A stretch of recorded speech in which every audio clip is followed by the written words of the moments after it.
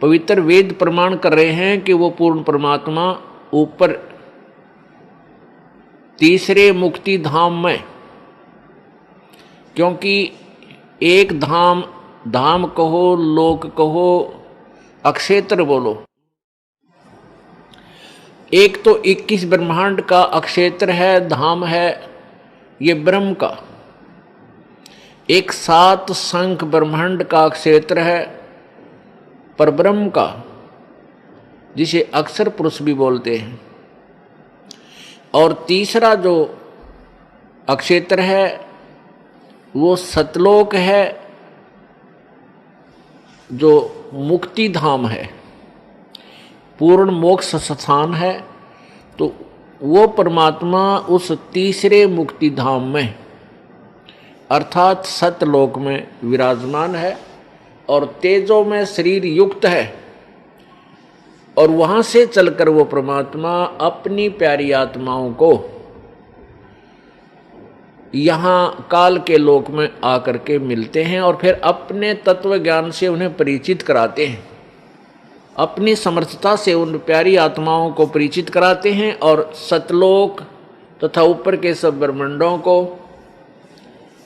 दिखा करके वे अपना साक्षी बनाते हैं। उनमें से कौन कौन हैं? आदरणीय धर्मदास साहिब जी, आदरणीय मलुकदास साहिब जी, आदरणीय दादू दास साहिब जी, आदरणीय संत गरीबदास साहिब जी, हरियाणा के अंदर जो जिला झज्जर गांव छुडानी में हुए हैं वो संत गरीबदास जी, आदरणीय गरीबदास साहिब जी, आदरणीय नानक साहिब जी जो सिख धर्म के प्रवर्तक माने जाते हैं, आदरणीय गीसा दास साहिब जी जो मेरठ के पास खेखड़ा ग्राम में वहाँ उनका धाम है, स्थान है, वो भी परमात्मा के साक्षी हैं। और आदरणीय महर्षि रामानंद जी, ये भी परमात्मा, बनारस वाले, ये भी परमेश्वर के साक्षी हैं। इन्होंने परमात्मा को साक्षात देखा।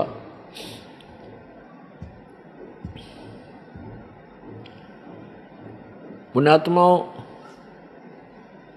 हम जिस भी कार्य को करने चलते हैं उसके विषय में हमें पूरा ज्ञान होना चाहिए, तभी हम उसमें पूरी रुचि से लग सकते हैं।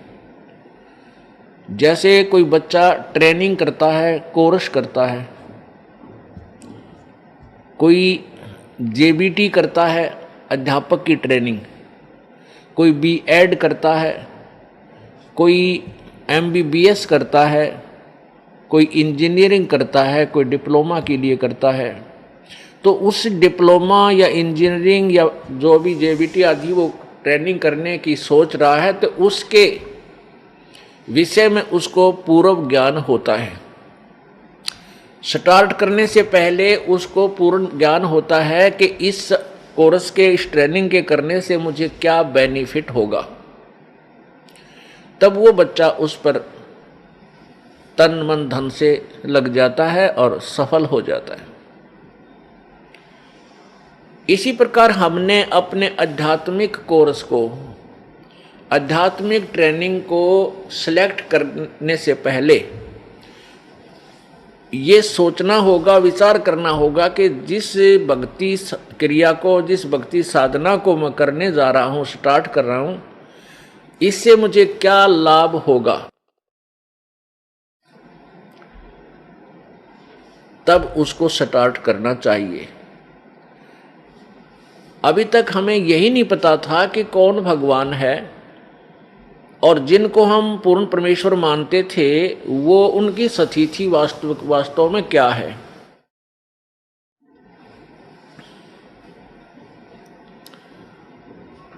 हमने रजगुण श्री ब्रह्मा जी, सतगुण श्री विष्णु जी और तमगुण श्री शिव जी को सर्वेश्वर, महेश्वर, मृत्युंजय, कालज्ञ और सर्वेश्वर, सर्व ब्रह्मांडों के रचयिता, सर्व दुख हरण करता आदि आदि ना जाने कितनी उपमाओं से जाना था।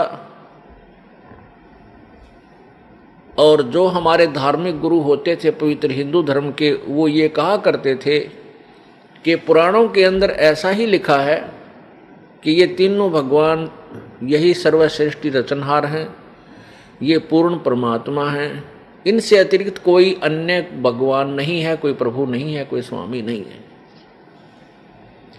तो हमने अपने टीचर्स को, अपने आध्यात्मिक अध्यापकों को अपने सिलेबस के पूरे जानकार विद्वान मानकर उनकी प्रत्येक बात को स्वीकार किया और उनके द्वारा दिए गए भक्ति मार्ग को भी स्वीकार करके उस पर हमने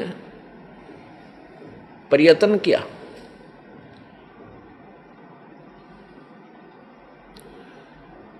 तो उसका प्रतिफल क्या रहा कि मानव समाज में गिरावट आती ही चली गई। न कोई समाज सुधार हुआ, न कोई हाहाकार मिटा, और न ही ये चोरी ठगी आदि का कोई त्रुटि कमी नहीं आई। क्यों नहीं आई?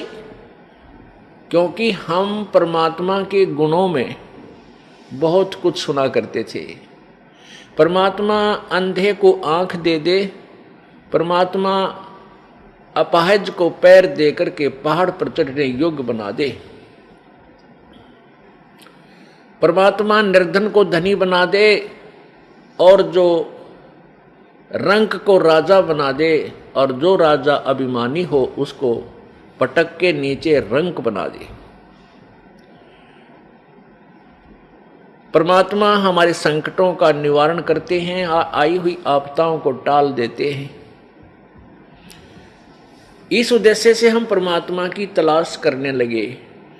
इतना ज्ञान हमें नहीं दिया गया था, फिर भी हम परमात्मा की परमात्मा की खोज इसलिए क्या करते थे कि हमारा परिवार सुखी रहे, हमारा शरीर सुखी रहे और हमें घना धन मिले। इस दृष्टिकोण से हम परमात्मा की खोज में यानी भक्ति साधना करने लगते हैं प्रारंभ में, क्योंकि हमारे ऊपर इतनी पाप कर्मों की इतनी आपदाएं सवार होती हैं कि हम पहले उन्हीं से अलग होने की ही चेष्टा करते हैं। इसलिए हम परमात्मा के पाने का जैसा भी जिसने साधन बताया हम उसको करने लग जाते हैं,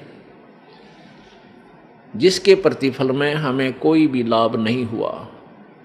जैसे कोई निर्धन व्यक्ति है, परमात्मा से प्रार्थना करने जाता है कि मेरे ऊपर कर्जा बहुत हो गया प्रभु, यानी मुझे इस आपदा से बचाइए। अब जिस संत, क्योंकि परमात्मा की प्राप्ति का साधन, परमात्मा की खोज किसी संत के बताए अनुसार ही होती है। ऐसा हमें पता है कि कहते हैं कि गुरु बिन मोक्ष नहीं होता, ये प्रत्येक प्राणी की जुबान पे है, एक आधा नास्तिक ने छोड़ के।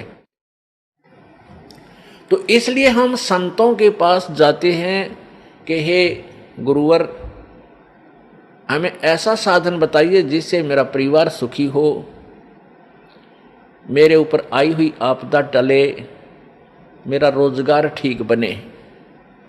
अब उस गुरुजी ने जो भी क्रिया बताई आप जी ने खूब की, लेकिन ऑल इन वेन, यानी सब निष्फल रही। फिर वो दुखी व्यक्ति जिसके ऊपर कोई ऐसी आपदा है, यानी वित्तीय हालत खस्ता है, जिसकी धनवान नहीं है, निर्धन हो गया, गरीब है, और उधर से कई समस्याएं उसके ऊपर आ पड़ी हैं, तो वो भगवान से राहत लेने गया था, वहां तो मिली नहीं। फिर वो क्या करता है, फिर चोरी ठगी जेब काटने लग जाता है। वो सोचता है कि मैं ऐसे धनवान बन जाऊंगा, या उसकी महाभूल है। यदि चोरी करने वाला और ठगी करने वाला यदि धनवान हो तो फिर कोई भी काम ना करे, वो उसकी जेब काट ले, वो उसकी काट ले जो धनी होता है। ऐसे नहीं हो सकते, ये तो घोर पाप उसके ओर रखा जाता है। जब हम परमात्मा की पावर से, परमात्मा की के से जुड़ जाएंगे, परमात्मा की पावर हमारे अंदर आवेगी, फिर वो परमेश्वर की पावर जो है हमारे कार्यों को बहुत ही स्पीड से चलावेगी। जैसे हम पहले हाथ से पंखा करते थे, गर्मी से बचने के लिए हैंड फैन होते थे,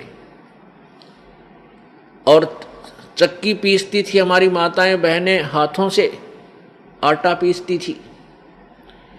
और पशुओं के लिए चारा काटते थे, पहले तो ऐसे हाथों से काटा करते थे, और फिर एक चक्कर सा लगा करके उसके ऊपर फरसे लग गए, वो भी कुछ सुविधा हुई। और इस तरह हम कार्य किया करते थे। 2 घंटे चक्की पीसा करती थी माताएं, और 4 सेर 4 किलो आटा मुश्किल से पिसा करता। पसीनम पसीना, हाथा में छाले पड़ जाया करते थे। और फिर जब हमें पता चला कि ये विद्युत तैयार हुई, विद्युत की खोज हुई, ये पदार्थ तो पहले ही थे पर खोज लिया अब वैज्ञानिकों ने, या बिजली बन गई। इस बिजली से ऐसे यंत्र बना लिए कि एक बार स्विच ऑन कर दिया और चक्की अपने आप खखाट उठा देती है, और 1 घंटे में बड़ी बड़ी चक्कियां होगी, मनमाना 20-20 मन, यानी 5-5, 6-6 क्विंटल 1 घंटे में पीस डालती हैं। और घरेलू चक्कियां भी 1 घंटे में जो है लगभग 1 मन गेहूं को पीस देती है, कणक को। ऐसे ही ये पशुओं का चारा काटते थे हाथों से, अब ऐसे यंत्र बन गए, बिजली से, पावर से चलते हैं, और cut cut cut cut cut cut करके 1 घंटे में मनमाना 50 पशुओं का चारा काट के न्यारा रखते। तो पुण्यात्मा, उस पावर ने, जो हम हाथ से कार्य करते थे, उससे हम कितना करते थे, और उस बिजली की पावर ने कितना स्पीड से कर दिया उस कार्य को। इसी प्रकार जब हमें परमेश्वर की पावर मिल जाएगी, हमारे सभी रुके हुए कार्य इतनी स्पीड से और बहुत आसानी से हो जाया करेंगे। इसलिए परमात्मा की हम तलाश किया करते थे। तो हम कहाँ जाते रहे? उन संतों के पास चले गए जिनके पास ईश्वरीय पावर नहीं थी। वो संत खाली खोखा थे, ऊपर बोर्ड लगा रखा था पावर हाउस, और अंदर गाड़ रखे थे कीकर के खुट्टे लठ, और उनका तार बांध के लिख रहे थे पावर हाउस। कहने का भाव यह है कि वे स्वयं परमात्मा से कनेक्टेड नहीं थे, वो ईश्वरीय पावर से संबंधित नहीं थे, कनेक्टेड नहीं थे, और अन्य अपने उपभोक्ताओं को यानी शिष्यों को मूर्ख बनाए हुए थे कि ले जाओ नाम और तुम्हारे हो जाएंगे काम। नहीं हो सकते। अब उन भोली आत्माओं ने, शिष्यों ने अपने गुरुदेव को पावर हाउस मान के उस तक कनेक्शन ले रखे, और कोई 20 वर्ष से चिपका हुआ है, कोई 25 वर्ष से, कोई 30 वर्ष से, कोई 15 वर्ष से, कोई 5 वर्ष से, और सबकी दुर्गति हो रही है, डाउनफॉल हो रहा है उनकी हर स्थिति में। पुण्यात्माओं, परमात्मा की तलाश वही पुण्यात्मा विशेषकर करते हैं जो पूर्व जन्म में परमात्मा की भक्ति किए हुए हैं। उनके अंदर वो कसक विद्यमान रहती है, वो भगवान की भक्ति के बिना रह नहीं सकते। भले ही उनको ज्ञान नहीं है तो कोई ना कोई उन्होंने अपना कोई सहारा अपनाया है, कोई व्रत रखता है, कोई जय गणेश देवा जी की आरती गा के संतुष्ट है, कोई ओम जय जगदीश हरे स्वामी जय जगदीश हरे, या कोई एक ये बनावटी गायत्री मंत्र बना रखा है ओम भूर्भुवः स्वः तत्सवितुर। इसको ये बनावटी क्यों कहा?